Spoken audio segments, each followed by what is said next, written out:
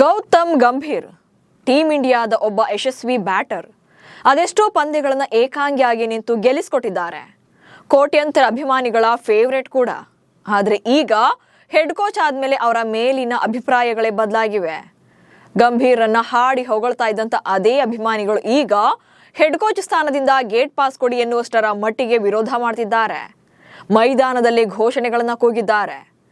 ಕೋಚಿಂಗ್ನಲ್ಲಿ Gambhir failure ಆದ್ರ ಕಳೆದ 1.5 ವರ್ಷದಲ್ಲಿ ಭಾರತ ಕಳ್ಕೊಂಡಿದ್ದೆಷ್ಟು? ಅಧಃಪತನದ ಹಾದಿಯಲ್ಲಿದ್ಯಾ ಟೀಮ್ ಇಂಡಿಯಾ? ಅಭಿಮಾನಿಗಳು ರುಚಿಗೆದ್ದಿರೋದು ಯಾಕೆ? ಪ್ರೆಷರ್ನಲ್ಲಿರುವಂಥ ಗಂಭೀರ್ ಕೋಚ್ ಸ್ಥಾನಕ್ಕೆ ಗುಡ್ ಬೈ ಹೇಳ್ತಾರ?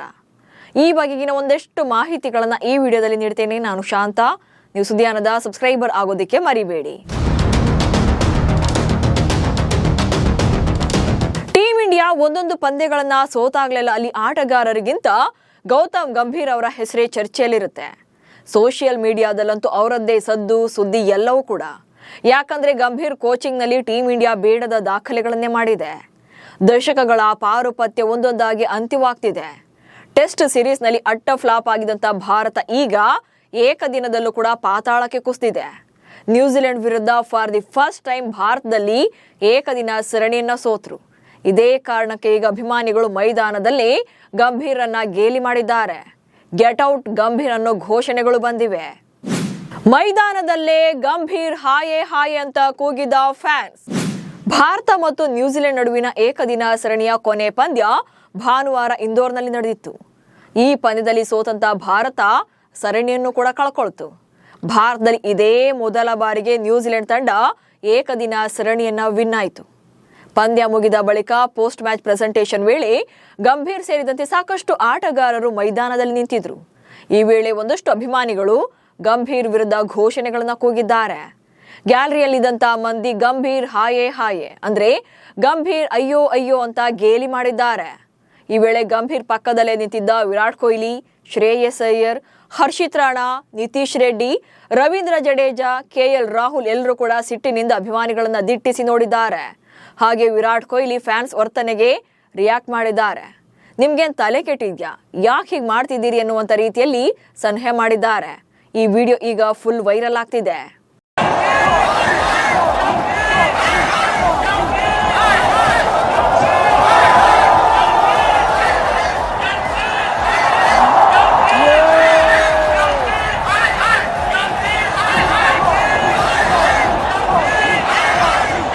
ಮೊದಲೇ ಗೌತಮ್ ಗಂಭೀರ್ ಪ್ರೆಷರ್ನಲ್ಲಿದ್ದಾರೆ. ಒಂದ್ ಕಡೆ ಟೆಸ್ಟ್ ಫಾರ್ಮೆಟ್ ನಲ್ಲಿ ಹೀನಾಯ ಸೋಲುಗಳು, ಈಗ ಏಕದಿನ ಸರಣಿಯಲ್ಲೂ ಕೂಡ ಸೋಲು. ಇದರಿಂದ ಹೇಗೆ ಹೊರಗೆ ಬರೋದು ಅಂತ ಟೆನ್ಷನ್ ನಲ್ಲಿದ್ದಾರೆ. ಇದರ ನಡುವೆ ಅಭಿಮಾನಿಗಳು ಕೂಡ ಗಂಭೀರನ್ನೇ ಟಾರ್ಗೆಟ್ ಮಾಡಿ ಟೀಸ್ ಮಾಡ್ತಿದ್ದಾರೆ. ಅಷ್ಟಕ್ಕೂ ಇಲ್ಲಿ ಗಂಭೀರನ್ನೇ ಗುರಿಯಾಗಿಸಿ ಅಭಿಮಾನಿಗಳು ಈ ರೀತಿಯಾಗಿ ವರ್ತನೆ ಮಾಡೋಕೆ ಇದೊಂದೇ ಸರಣಿ ಅಥವಾ ಇದೊಂದೇ ಪಂದ್ಯದ ಸೋಲು ಕಾರಣ ಅಲ್ಲ. ಸಾಕಷ್ಟು ಕಾರಣಗಳಿವೆ. ಯಾಕಂದ್ರೆ ಗಂಭೀರ್ ಹೆಡ್ ಕೋಚ್ ಆದಾಗ್ಲಿಂದ ಭಾರತ ಬ್ಯಾಕ್ ಟು ಬ್ಯಾಕ್ ಬೇಡದ ದಾಖಲೆಗಳನ್ನೇ ಮಾಡ್ಕೊಂಡು ಬರ್ತಿದೆ. ಚಾಂಪಿಯನ್ಸ್ ಟ್ರೋಫಿ, ಏಷ್ಯಾ ಕಪ್ನಲ್ಲಿ ಗೆಲ್ತಾರೆ. T20ನಲ್ಲಿ ಸೋಲಿಲ್ಲ ಅನ್ನೋದನ್ನ ಬಿಟ್ರೆ ಟೆಸ್ಟ್ ಮತ್ತು ಏಕದಿನ ಸರಣಿಗಳು ಅಂತ ಬಂದಾಗ್ಲೆಲ್ಲ ಭಾರತ ಮುಗ್ಗರಿಸ್ತಾನೆ ಬಂದಿದೆ. ಕೋಚ್ ಗಂಭೀರ್ ಅವರ ಅಡಿಯಲ್ಲಿ ಭಾರತ ಮಾಡಿರುವಂತ ಕಳಪೆ ದಾಖಲೆಗಳನ್ನ ಒಂದೊಂದಾಗಿ ಹೇಳ್ತಾ ಹೋಗ್ತೇನೆ. ಅದರಲ್ಲಿ ಮೇನ್ ಇರುವಂತ ಟಾಪಿಕ್ಗಳನ್ನ ಮಾತ್ರ ಇಲ್ಲಿ ಹೇಳ್ತಾ ಹೋಗ್ತೇನೆ. ಮೊದಲನೇದಾಗಿ 2024ರಲ್ಲಿ ಶ್ರೀಲಂಕಾ ವಿರುದ್ಧ ಏಕದಿನ ಸರಣಿಯನ್ನ ಸೋಲುತ್ತೆ ಭಾರತ. ಸೊ ಆಗಷ್ಟೇ ಏನು ಗೌತಮ್ ಗಂಭೀರ್ ಅವರು ಟೀಮ್ ಇಂಡಿಯಾದ ಹೆಡ್ ಕೋಚ್ ಆಗಿರ್ತಾರೆ.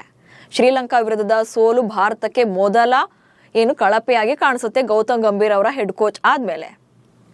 1997ರ ನಂತರ ಶ್ರೀಲಂಕಾ ವಿರುದ್ಧ ಮೊದಲ ಏಕದಿನ ಸರಣಿಯನ್ನು ಸೋಲುತ್ತೆ ಭಾರತ. ಅದಾದ್ಮೇಲೆ 2024ರ ಕೊನೆಯಲ್ಲಿ ನ್ಯೂಜಿಲೆಂಡ್ ವಿರುದ್ಧ ಟೆಸ್ಟ್ ಕ್ಲೀನ್ ಸ್ವೀಪ್. ಇದಂತೂ ಭಾರತದ ಪಾಲಿಗೆ ಸದಾ ಕಾಡುವಂತ ಸೀರೀಸ್ ಹಾಗೆ ಸೋಲು. ಯಾಕಂದ್ರೆ 1988ರ ನಂತರ ಭಾರತ ಮೊದಲ ಬಾರಿಗೆ ನ್ಯೂಜಿಲೆಂಡ್ ವಿರುದ್ಧ ತವರಿನಲ್ಲಿ ಟೆಸ್ಟ್ ಸರಣಿಯನ್ನ ಸೋಲುತ್ತೆ. ಅದು ಕೂಡ 3-3 ಪಂದ್ಯಗಳನ್ನ ಸೋತು ಕ್ಲೀನ್ ಸ್ವೀಪ್ ಆಗಿದ್ದು ಫಾರ್ ದಿ ಫಸ್ಟ್ ಟೈಮ್. ಅದೆಲ್ಲಕ್ಕಿಂತ ಇಂಪಾರ್ಟೆಂಟ್ ಅಂದ್ರೆ 2012ರ ಬಳಿಕ ಭಾರತದಲ್ಲಿ ಟೀಮ್ ಇಂಡಿಯಾ ಯಾವುದೇ ಟೆಸ್ಟ್ ಸರಣಿಯನ್ನ ಸೋತೇ ಇರಲಿಲ್ಲ. ಆದ್ರೆ 12 ವರ್ಷಗಳ ಬಳಿಕ ಗಂಭೀರ್ ಕೋಚ್ ಆದ್ಮೇಲೆ ನ್ಯೂಜಿಲೆಂಡ್ ವಿರುದ್ಧ ಕ್ಲೀನ್ ಸ್ವೀಪ್ ಅಲ್ಲದೆ ಸೋಲ್ಬೇಕಾಗುತ್ತೆ. ಇದೇ ಸರಣಿ ಮೂಲಕ 2000ನೇ ಇಸ್ವಿ ಬಳಿಕ for the first time Bharat test ಸರಣಿಯಲ್ಲಿ ತವರಿನಲ್ಲಿ ಕ್ಲೀನ್ ಸ್ವೀಪ್ ಮುಖಭಂಗವನ್ನ ಅನುಭವಿಸಿತ್ತು. ಇನ್ನು ನೆಕ್ಸ್ಟ್ ಏನಪ್ಪಾ ಅಂದ್ರೆ 2024ರ ಅಕ್ಟೋಬರ್ನಲ್ಲಿ ತವರಿನ ಟೆಸ್ಟ್ ನಲ್ಲಿ ಅತಿ ಕಡಿಮೆ ಸ್ಕೋರ್ ಅಂದ್ರೆ 46 ರನ್ಗಳು. 2024ರ ಅಕ್ಟೋಬರ್ನಲ್ಲಿ ಭಾರತ ಮತ್ತು ನ್ಯೂಜಿಲೆಂಡ್ ನಡುವೆ ಮೊದಲ ಮ್ಯಾಚ್ ನಡೆಯುತ್ತೆ ಟೆಸ್ಟ್ ಪಂದ್ಯ. ಅದು ಕೂಡ ಬೆಂಗಳೂರಿನ ಚಿನ್ನಸ್ವಾಮಿ ಮೈದಾನದಲ್ಲಿ ಈ ಮ್ಯಾಚ್ ನಡೆದಿರುತ್ತೆ. ಆ ಮ್ಯಾಚಲ್ಲಿ ಭಾರತ ಜಸ್ಟ್ 46 ರನ್ಗಳಿಗೆ ಆಲ್ಔಟ್ ಆಗಿತ್ತು. ಇದು ತವರಿನ ಅತಿ ಕಡಿಮೆ ಲೋಯೆಸ್ಟ್ ಸ್ಕೋರ್ ಎನ್ನುವಂಥ ಕಳಪೆ ದಾಖಲೆಯನ್ನು ಆ ಪಂದ್ಯದಲ್ಲಿ ಭಾರತ ಬರೆಯುತ್ತೆ.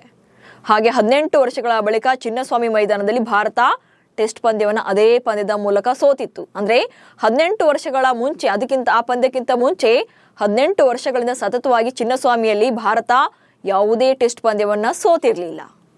ಅಂಡ್ ನೆಕ್ಸ್ಟ್ 2023-25 ವಿಶ್ವ ಟೆಸ್ಟ್ ಚಾಂಪಿಯನ್ಶಿಪ್ ಫೈನಲ್ ಅನ್ನು ತಲುಪೋಕೆ ಸಾಧ್ಯವಾಗಲಿಲ್ಲ. ಏನು ವಿಶ್ವ ಟೆಸ್ಟ್ ಚಾಂಪಿಯನ್ಶಿಪ್ನ ಮೊದಲ 2 ಆವೃತ್ತಿಗಳಲ್ಲಿ ಭಾರತ ಫೈನಲಿಸ್ಟ್ ಆಗಿತ್ತು. ಆದರೆ 2023-25 ವಿಶ್ವ ಟೆಸ್ಟ್ ಚಾಂಪಿಯನ್ಶಿಪ್ ಫೈನಲ್ಗೆ ತಲುಪೋಕೆ ಸಾಧ್ಯವಾಗಲಿಲ್ಲ. ಇದಕ್ಕೆ ಕಾರಣ ಕೂಡ ಗೌತಮ್ ಗಂಭೀರ್ ಅವರು ಹೆಡ್ ಕೋಚ್ ಆದಮೇಲೆ ಭಾರತದ ಸೋಲು. ಅದರಲ್ಲಿ ನ್ಯೂಜಿಲೆಂಡ್ ವಿರುದ್ಧ ಕ್ಲೀನ್ ಸ್ವೀಪ್ ಆಗಿದ್ದು, ಅನಂತರ ಬಾರ್ಡರ್ ಗವಾಸ್ಕರ್ ಟೆಸ್ಟ್ ಸರಣಿಯಲ್ಲಿ ಭಾರತ ಸೋಲುತ್ತೆ. ಹೀಗಾಗಿ WTC ಫೈನಲ್ ರೇಸ್ನಿಂದ ಹೊರಗುಳಿಯುತ್ತೆ. ಅಂದರೆ ಸತತವಾಗಿ 2 ಪಂದ್ಯಗಳನ್ನು, ಅಂದರೆ 2 ಆವೃತ್ತಿಗಳಲ್ಲಿ ಫೈನಲ್ ತಲುಪಿದಂತಹ ಭಾರತ ಗಂಭೀರ್ ಕೋಚ್ ಆದಮೇಲೆ 3ನೇ ಆವೃತ್ತಿಯನ್ನು ತಲುಪಿರಲಿಲ್ಲ. ಈಗ 4ನೇ ಆವೃತ್ತಿಯನ್ನು ಕೂಡ ತಲುಪ್ತಾರಾ ಇಲ್ವಾ ಅನ್ನುವಂಥ ಡೌಟ್ ಇದೆ. ಯಾಕಂದ್ರೆ ಆಲ್ರೆಡಿ ಈಗ ಭಾರತ 6ನೇ ಸ್ಥಾನದಲ್ಲಿದೆ ಪಟ್ಟಿಯಲ್ಲಿ. ಸೊ ಟಾಪ್ 2ಗೆ ಹೋಗೋದು ಇನ್ನೂ ತುಂಬ ಕಷ್ಟ ಇದೆ. ಸೊ ನೆಕ್ಸ್ಟ್ ಮುಂದಿನ ಪಂದ್ಯಗಳಲ್ಲಿ ಮಸ್ಟ್ ಅಂಡ್ ಶುಡ್ ಎಲ್ಲ ಪಂದ್ಯಗಳನ್ನು ಗೆದ್ದರೆ, ಅಥವಾ ಉಳಿದಿರುವಂಥ 9 ಪಂದ್ಯಗಳ ಪೈಕಿ ಮಿನಿಮಮ್ 6 ಪಂದ್ಯಗಳನ್ನು ಗೆದ್ದರೆ ಮಾತ್ರ ಇವರಿಗೆ ಟಾಪ್ 2ನಲ್ಲಿ ಇರುವಂಥ ಚಾನ್ಸಸ್ ಇರುತ್ತೆ. ಇಲ್ಲಾಂದ್ರೆ ಅದು ಕೂಡ, ಅಂದ್ರೆ ಈ ಸಲನೂ ಕೂಡ ಮಿಸ್ ಮಾಡ್ಕೊಳ್ಬೇಕಾಗುತ್ತೆ. ಅಂಡ್ ನೆಕ್ಸ್ಟ್ 2015 ನಂತರ ಮೊದಲ ಬಾರಿಗೆ ಬಾರ್ಡರ್ ಗವಾಸ್ಕರ್ ಟ್ರೋಫಿಯಲ್ಲಿ ಸೋಲನ್ನು ಅನುಭವಿಸುತ್ತೆ. ಭಾರತ ಆಸ್ಟ್ರೇಲಿಯಾ ಅಂತ ಬಂದಾಗೆಲ್ಲ ಟೆಸ್ಟ್ ಸೀರೀಸ್ಗಳಲ್ಲಿ almost neck to neck fight ಇರುತ್ತೆ. ಬಟ್ ಭಾರತ ಕಳೆದ 10 ವರ್ಷಗಳಿಂದ ಕಂಪ್ಲೀಟ್ ಆಗಿ ಅವ್ರ ವಿರುದ್ಧ ಡಾಮಿನೇಟ್ ಅನ್ನ ಮಾಡ್ಕೊಂಡ್ಬಂದಿದ್ರು.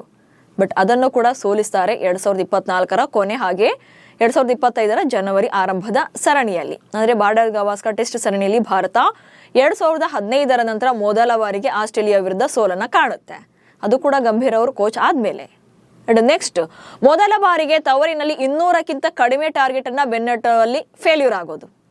ಭಾರತಕ್ಕೆ 200, 300 ಅದೆಲ್ಲ ಟಾರ್ಗೆಟ್ ಅನ್ನಿಸ್ತಾ ಇರಲಿಲ್ಲ. ಆ ಮಟ್ಟಿಗೆ ಅವರು ಪರ್ಫಾರ್ಮ್ ಮಾಡ್ತಾ ಇದ್ರು. ಆದ್ರೆ ವಾಂಖೇಡೆಯಲ್ಲಿ ಸೌತ್ ಆಫ್ರಿಕಾ ವಿರುದ್ಧ 147 ರನ್ಗಳ ಟಾರ್ಗೆಟ್ ಅನ್ನ ಬೆನ್ನಟ್ಟಲಾಗದೆ ಸರಣಿಯನ್ನ ಸೋಲ್ತಾರೆ. ಇದು ಲೋಯೆಸ್ಟ್ ಸ್ಕೋರ್ ಇದ್ರೂ ಕೂಡ ಭಾರತ ಅದೇನು ಟಾರ್ಗೆಟ್ ಅನ್ನ ರೀಚ್ ಆಗದೆ ಸೋಲನ್ನ ಅನುಭವಿಸಿದಂತ ಕಳಪೆ ದಾಖಲೆಯನ್ನ ಬರೆದಿದೆ.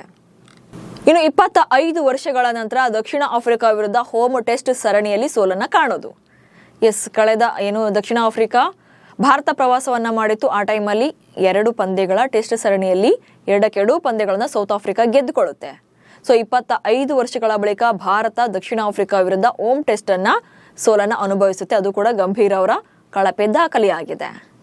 ಅಂಡ್ ನೆಕ್ಸ್ಟ್ ಸೌತ್ ಆಫ್ರಿಕಾ ವಿರುದ್ಧ 2ನೇ ಪಂದ್ಯದಲ್ಲಿ ಅತಿ ದೊಡ್ಡ ಸೋಲು, ಅಂದ್ರೆ ಅತಿ ಹೆಚ್ಚು ಅಂತರದ ಸೋಲನ್ನ ಅನುಭವಿಸ್ತಾರೆ. ಅದು ಕೂಡ ಬರೋಬ್ಬರಿ 408 ರನ್ಗಳ ಬೃಹತ್ ಅಂತರದಿಂದ. ಸೊ ಇದು ಕೂಡ ಆ ಪಂದ್ಯದಲ್ಲಿ ಭಾರತ ಅತಿ ಹೆಚ್ಚು ಅಂತರದ ಸೋಲನ್ನ ಕಂಡಿದ್ದು ಇದೇ ಮೊದಲಾಗಿದೆ, ಅದು ಕೂಡ ಭಾರತದಲ್ಲಿ. ಹೀಗಾಗಿ ಇದು ಕೂಡ ಕಳಪೆ ದಾಖಲೆಯಾಗುತ್ತೆ ಗೌತಮ್ ಗಂಭೀರ್ ಅವರ ಪಾಲಿಗೆ. ಹಾಗೆ ನ್ಯೂಜಿಲೆಂಡ್ ವಿರುದ್ಧ ಮೊದಲ ಬಾರಿಗೆ ತವರಿನಲ್ಲಿ ಏಕದಿನ ಸರಣಿಯನ್ನ ಸೋಲನ್ನ ಕಂಡಿರೋದು.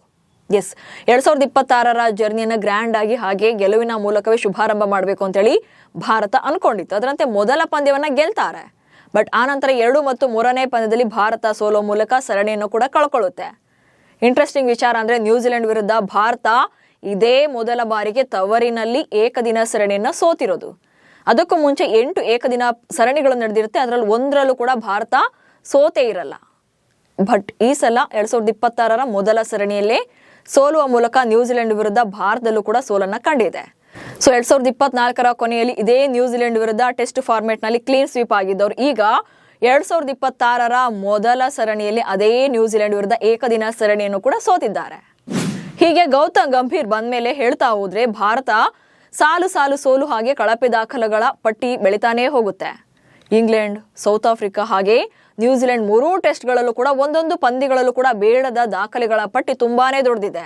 ಹಾಗೆ ಒಂದೊಂದು ಗ್ರೌಂಡ್ಗಳಲ್ಲಿ ಸೋತಿರೋದಿರ್ಬೋದು, ಅಥವಾ ಹೈಯೆಸ್ಟ್ ಸ್ಕೋರು, ಕಡಿಮೆ ಸ್ಕೋರು, ಟಾರ್ಗೆಟ್, ಚೇಸಿಂಗ್, ಡಿಫೆನ್ಸ್ ಅಂತ ಬಂದಾಗಲೂ ಕೂಡ ಸಾಕಷ್ಟು ಕಳಪೆ ಪ್ರದರ್ಶನಗಳ ಪಟ್ಟಿ ಇದ್ದೇ ಇದೆ.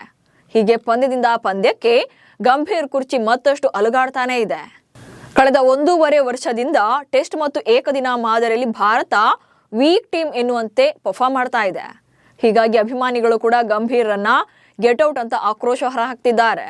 ಸೋಷಿಯಲ್ ಮೀಡಿಯಾಗಳಲ್ಲಿ ಇದ್ದಂತ ಸಿಟ್ಟು ಈಗ ಮೈದಾನಗಳಲ್ಲಿ ಗೇಲಿ ಮಾಡುವಷ್ಟರ ಮಟ್ಟಿಗೆ ಬಂದಿದೆ. ಆದರೆ ಇದನ್ನೆಲ್ಲ ಹೇಗೆ ಹ್ಯಾಂಡಲ್ ಮಾಡ್ತಾರೆ? ನ್ಯೂಜಿಲೆಂಡ್ ವಿರುದ್ಧ T20 ಸೀರೀಸ್ ಹಾಗೆ T20 ವಿಶ್ವಕಪ್ ಗೆದ್ರೆ ಜೂನ್ ವರೆಗೂ ಕೂಡ ಗೌತಮ್ ಗಂಭೀರ್ ಅವರಿಗೆ ಸ್ವಲ್ಪ ರಿಲ್ಯಾಕ್ಸ್ ಸಿಗಬಹುದು. ಯಾಕಂದ್ರೆ ಮಿಡ್ಲ್ IPL ಬರೋದ್ರಿಂದ ಭಾರತದ ಪಂದ್ಯಗಳು ಇರೋದಿಲ್ಲ. ಆ ಟೈಮಲ್ಲಿ ಗಂಭೀರ್ಗೆ ಸ್ವಲ್ಪ ರಿಲ್ಯಾಕ್ಸ್ ಸಿಗುವಂತ ಚಾನ್ಸಸ್ ಇದೆ. ಸೊ ನಿಮ್ಮ ಪ್ರಕಾರ ಗೌತಮ್ ಗಂಭೀರ್ ಅವರು ಭಾರತದ ಕೋಚ್ ಆದ್ಮೇಲೆ ಟೀಮ್ ಇಂಡಿಯಾ ಪರ್ಫಾರ್ಮೆನ್ಸ್ ಹೇಗಿದೆ, ಹಾಗೆ ಅವರನ್ನ ಕಂಟಿನ್ಯೂ ಮಾಡ್ಬೇಕು ಅನ್ನೋ ಬಗ್ಗೆ ಕಮೆಂಟ್ಸ್ ಮೂಲಕ ತಿಳಿಸಿ. ಹಾಗೆ ಸುದ್ದಿಯನ್ನು ಫಾಲೋ ಮಾಡಿ. ನಮಸ್ಕಾರ.